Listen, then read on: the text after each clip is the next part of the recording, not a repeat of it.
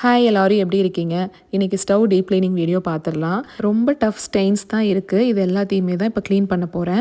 முதல்ல மேலே இருக்கிற கிரேட்டு, அதுக்கப்புறம் லைனர், பர்னர் பிளேட்டு, பர்னர் எல்லாத்தையுமே ஃபஸ்ட்டு எடுத்துடணும். அந்த நிறைய குப்பையெல்லாம் இருக்கும் பார்த்தீங்களா, அந்த கருவேப்பிலை, கடுகு இதெல்லாம் விழுந்திருக்கும். அது எல்லாத்தையுமே நான் என்ன பண்ணிடுவேன், ஒரு வேக்யூம் குட்டியாக என்கிட்ட ஏற்கனவே இருக்குங்கிறனால அதை வச்சு குப்பையை எடுத்துருவேன். ஒரு மைக்ரோ ஃபைபர் துணியை வச்சே கூட ஈஸியாக தொடச்சிக்கலாங்க. ஹேண்ட் ஹெல்டு வேக்யூம் அப்படின்னே நீங்கள் போய் சர்ச் பண்ணிங்கன்னா நிறைய கிடைக்கும். அதில் உங்களுக்கு பிடிச்சதாக பார்த்து நீங்கள் வாங்கிக்கலாம். இது க்ளீனர் எது யூஸ் பண்ணாலும் கண்டிப்பாக கைக்கு க்ளவுஸ் போட்டுக்கோங்க. ஏன்னா இப்போல்லாம் என்னென்ன கெமிக்கல் எது எதில் கலந்து வருது அப்படின்னே நமக்கு தெரியாது. அங்கே அந்த அடுப்பில் டான் ஸ்ப்ரேவை முதல்ல ஸ்ப்ரே பண்ணி விட்டுட்டேன். அது ஊறிட்டு இருக்கட்டும்.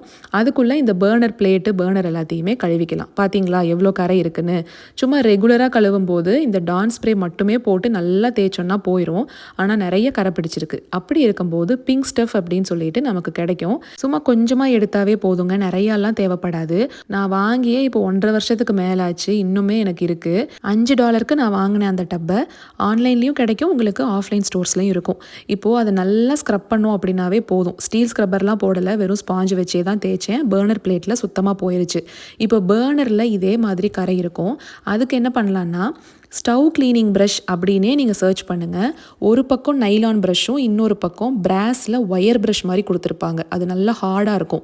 அது என்ன ஆகும்னா உங்களுக்கு கீரெல்லாம் விழாது, ஆனால் கரை பளிச்சுன்னு போயிடும். அதுக்காக தான் அந்த ப்ரஷ்ஷை நான் யூஸ் பண்ணுறேன். மற்ற பர்னர் பிளேட் எல்லாத்தையும் கழுவி முடிக்கிறதுக்குள்ளே இங்கே பாருங்கள் கொஞ்சம் அப்படியே லூஸ் ஆகிருக்கு அந்த கரையெல்லாம், அந்த டான் ஸ்ப்ரேக்கு மட்டுமே. ஆனால் இந்த டஃப் ஸ்டெயின்ஸ் எல்லாம் போகாது. அதுக்கு பிங்க் ஸ்டஃபை நல்லா மறுபடியும் அப்ளை பண்ணி ஒயர் ப்ரஷ் இருக்கிற சைடில் அப்படியே பொறுமையாக தான் இந்த மாதிரி ஸ்க்ரப் பண்ணணும். ஒரே டைரக்ஷனில் தேய்ச்சிட்டே இருங்க. கரையெல்லாம் அப்படியே உங்களுக்கு லூஸ் ஆயிரும். அதுக்கப்புறம் அந்த நைலான் ப்ரஷ் இருக்கிற சைடில் நல்லா ஃபோர்ஸ் கொடுத்து தேய்ச்சோன்னா டக்குன்னு கரையெல்லாம் போயிடும். கொஞ்சம் டைம் எடுக்கிற வேலை தாங்க. ஆனால் அடிக்கடி நம்ம டீப் க்ளீன் பண்ண போகிறதில்ல இல்லையா?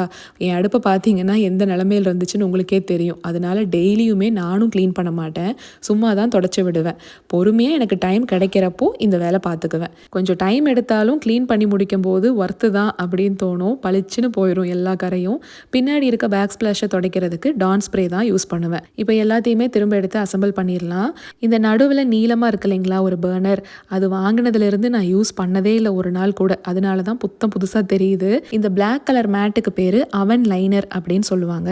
ரோல் மாதிரியே நமக்கு கிடைக்கும். வாங்கி நம்ம தான் மேனுவலாக அந்த ஷேப்புக்கு ஏற்ற மாதிரி கட் பண்ணிக்கணும். மேலே இருக்கிற கிரேட் எல்லாம் முந்தின நாளே கழுவிட்டேங்க. டான் ஹெவி டியூட்டி டீக்ரீசர்னு ஹோம் டிப்போவில் கிடைக்கிது. அதை வச்சு தான் கழுவினேன். ஒவ்வொரு முறையுமே அப்பா தெளிவாக எக்ஸ்பிளைன் பண்ணிட்டோன்னு நினைப்பேன். ஆனால் என்னை அசர வைக்கிற மாதிரி டவுட்டு கேட்குறக்கு ஒரு சிலர் இருப்பாங்க. அதனால பின்டு கமெண்ட்ஸை நீங்கள் செக் பண்ணிக்கோங்க. சரிங்க, நம்ம நாளைக்கு ஒரு ஷார்ட்ஸில் பார்க்கலாங்களா?